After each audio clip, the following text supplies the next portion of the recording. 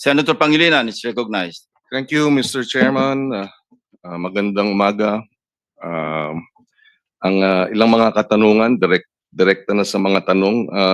Secretary Dizon, nabanggit ninyo, 100 ghost projects and substandard projects. Tama po ba yan? Opo, yun pa lang po ang natatanggap naming mga reports as of today. In the last 2 weeks alone. Meron na ba kayong findings? Sino-sino ang top 15 doon sa 100 mga substandard o kaya ghost projects? Ghost projects muna.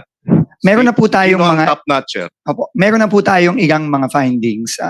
Ito po ay ongoing ang ating case investigations, pero ang pwede ko pong sabihin ngayon, yung pong na-file nating kaso nung nakaraang Huwebes against 26 individuals, including 20 DPWH and former DPWH personnel, as well as several contractors. No? Kasama po dun sa mga na-discover nating ghost projects, unang-una po yung binisita ng ating Pangulo mismo sa Baliwag. Ito po ay, ang contractor po dito ay Sims Construction. Meron din pong ghost project na pinilit na hinahabol kahit na last year pa po sinabi na completed na. Pero na pag-alaman po natin na 3 weeks o 1 month ago lang nagsimula ulit ang trabaho para lang ipakita na merong project doon. Yun po, ito po ay sa Wawaw Builders. No? At meron din po tayong kinasuhan sa St. Timothy Construction Company. Yun po ang mga contractor na nakasuhan na po natin as of now. Pero kami po ngayon ay tuloy-tuloy pa rin po ang case build-up at pagbubuo ng kaso na nakikipagtulungan po tayo ngayon sa ICI. St. Timothy. Opo. Sino ang contractor ng St. Timothy? Diskaya po. I think lumabas na rin po yun dito sa mga hearings Yes. yung nakaraan. Dahil sa kanilang sumpang salaysay, sabi nila wala silang mga ghost project o wala silang mga substandard. At least yun yung sinasabi sa testimonya. So mukhang hindi tugma doon sa findings ninyo at yung sinasabi sa sumpang salaysay ng mga diskaya. Tama po kayo. Okay. Yung sinabi nyo 20 DPWH na mga district engineer, these are 20 district engineers? Hindi po. Mr. Chairman, our first case is only limited to projects in the 1st District of Bulacan. Yung pa lang po yun. No? 20 na pong katao ang nadamay sa isang kaso pa lang sa isang district engineering office sa Bulacan. So dito sa 100 ghost projects at substandard, saang mga lugar ito? Iba-iba po, Mr. Chairman. No? Offhand?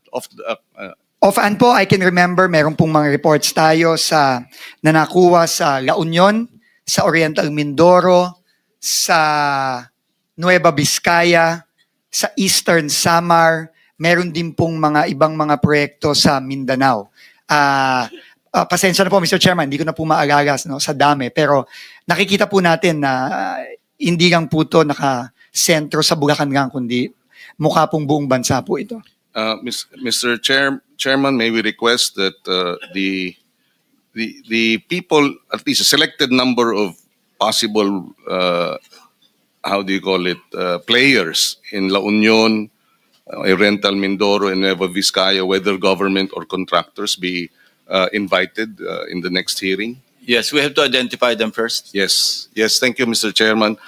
Secretary Dizon, ang ating pagkaalam, at ito'y nakausap natin si former Secretary Babe Singson, na ang patakaran dati para involved ang LGU at Regional Development Council ay pagka 50 million and below ang proyekto, district engineer. Pero pagka 50 million and above, kasama na ang Regional Development Council sa pagbubusisi sa mga proyekto. Tama po ba yan? Noon dating patakaran. Tama po, no, ika-clarify ko lang po, no. Sa tingin ko po ang tinutukoy niyo po ay yung thresholds of authority ng district, region, etc. No? Yes. Nung pong time ni Secretary Babe Singson, ito po ay nasa 50 million pesos. Yes. Meaning po, pagka below 50 million and below, sa district po yan. Above 50 million sa region na po yan. Ito po ngayon ay itinaas at ngayon po ay naka-threshold na po sa 150 million sa Pero- district. Pero nung panahon na yun, 50 lang po. at pag sinabing Regional Development Council, sino ang involved dyan sa pagbubusisi? Well, ang magpapa-bid out at ang mag-i-implement po kapag above 50 million nung panahon po ni Secretary Singson ay regional office na po ng DPWH, hindi na po ang distrito. Pero ngayon po, tumaas na po ang mga thresholds na yun. Yes, pero hindi ba pag regional office, saan ang involvement dati ng mga probinsya, ng mga local governments? Meron ba? Sa aking pagkakaalam po na Mr. Chairman, dati po kailangan po ng acceptance ng local government unit ang mga proyekto. Ito na rin po ay pinoint out ng ating Pangulo nung siya ay bumisita sa Baguio at nakipag-usap po siya kay Mayor Benji Magalong. However po, nagulat na lang po ang Pangulo na tinanggal na po yun. Sino nagtanggal nun? Inaalam ko pa po kung kaninong termino sa DPWH tinanggal. If you will allow me po, I will get back to the committee on that para po ma-establish natin kung anong date ito tinanggal para malaman po natin kung sino po ang secretary nung panahon na yan. At ano ang pagkakaiba pag regional ang nagpapasya at district engineer ang magpapasya? Which work better in your opinion? Ano ang mas magandang proseso o mas maayos na proseso? I'm not in a position pa po to say which is better and which is not. But what I can say po, Mr. Chairman, is meron pong inherent flaw sa nakikita nating sistema sa DPWH. Kasi po, lalong-lalo na dito sa mga proyektong inaaral po at binubusisi ng committee ngayon, madalas po, or in fact, most of the time, hindi po ito dumaan sa Local Development Council, hindi po ito dumaan sa Provincial Development Council, at hindi din po dumaan ito sa Regional Development Council. To quote po si Governor Bons Dulor ng Oriental Mindoro, nung kasama ko po siya at nag-inspect kami doon, para na lang daw sumulpot parang kabute itong flood control project sa Nauhan, sa sarili niyang bayan, hometown po niya yon, na hindi man lang ho dumaan sa Provincial Development Council. And in fact, nakakagulat pa ho at nakakashock. Kahit ho building permit from the municipality of Nauhan ay hindi kumuha yung contractor na gumawa ng project sa Nauhan for flood control.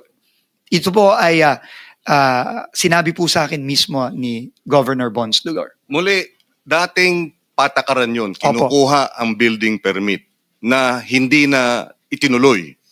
Alin ang basehan? Ano ang basehan para hindi na kumuha ng building permit? Sino ang nagpasya dito? At bakit pinagpasyahan ng ganito? Kung hindi man may masasabi ngayon, we want to know who made that decision because there is accountability here. Na sabihing hindi na kailangan ng building permit mula sa pamalang lokal. Dahil maliwanag, pagka gano'n na ang usapin, mukhang pinipwera ang mga kung sino-sino man na dapat may kinalaman dahil baka pagkasama yung iba, hindi matutuloy itong mga ghost project.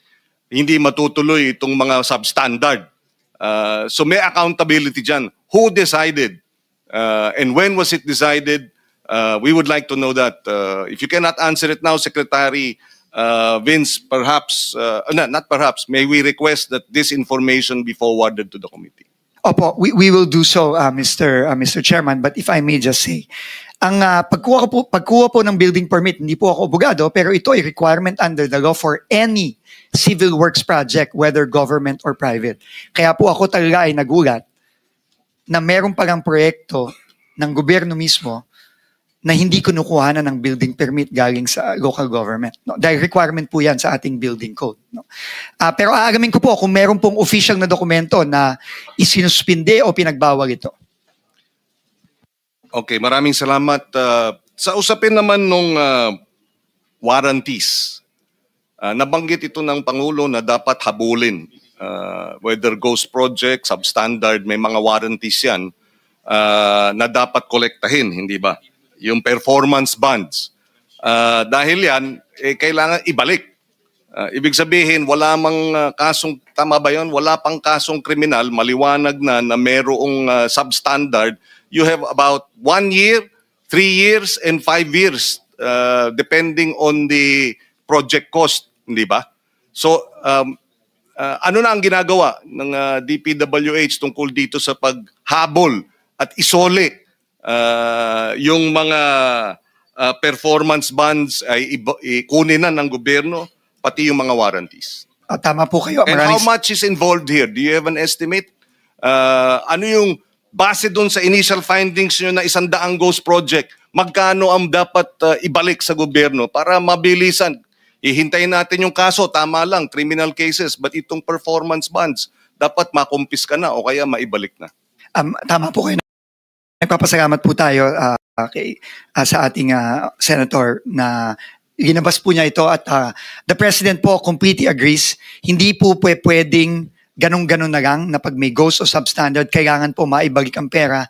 At marami po sa mga proyektong to, kailangan ayusin. No? At hindi po pwedeng gobyerno po ulit ang maglalabas ng pera dito. Kailangan po ito ay makuha sa mga warranties. Nag-initiate na po ang ating bagong legal team ng procedures para mabawi ang warranties. Most of the warranties for the flood control projects, if not all, are 5 years, Mr. Chairman, under their contracts. So pwedeng-pwede pa po nating habulin, lalo na po yung mga proyektong wala pang 5 taon. No?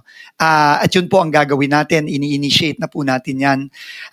As to the amount, hindi ko po masasabi, pero nag-a-add up lang po na nag-a-add up to, but all I can say is this is up to the billions, maybe the tens of billions. At kung nationwide po ito, hundreds of billions. Kasi dapat silang parusahan sa kasong kriminal, pero dapat din silang parusahan dun sa financial na merong bonds na dapat sumagot dito sa, at sinasabi ninyong tens of billions ang kailangan isole. So doon pa lang, sabi nga nila, you hit them where it hurts. Excuse me, Senator Kiko, yes. kindly wind up. You have 4 seconds left. Ay, okay.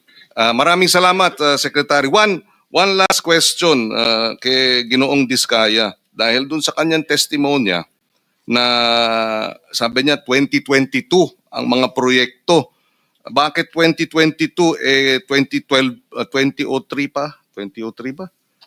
Kayo gumagawa ng proyekto sa DPWH. Kindly respond, and after that, we'll recognize the next interpellator. Thank you.